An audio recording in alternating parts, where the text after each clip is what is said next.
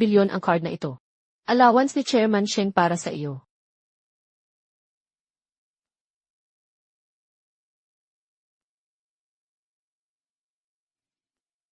Kumusta? Paano kita matutulungan? Kailangan kong tingnan ang balance ko. Sheng Yaozong, ikaw na naman, alam mo kung nasaan ka. Ito ay, hindi lugar para sa mga katulad mo.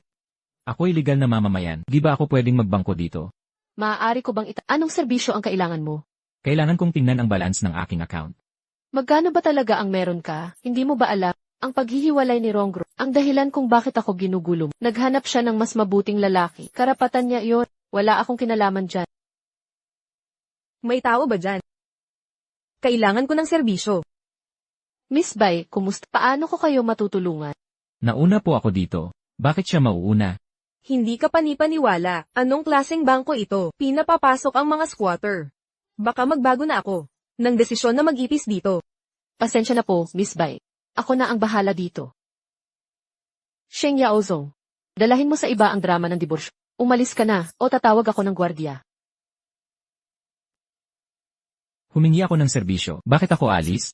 Ito ay, ang Supreme Black Card. Imposible. Kailangan ng 100 bilyong deposito para makuha ang card na ito. Paano magkakaroon nito ang tulad mong pulubi?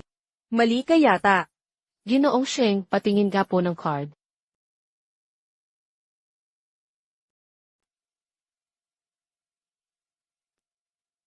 Ito nga ang Supreme Black Card.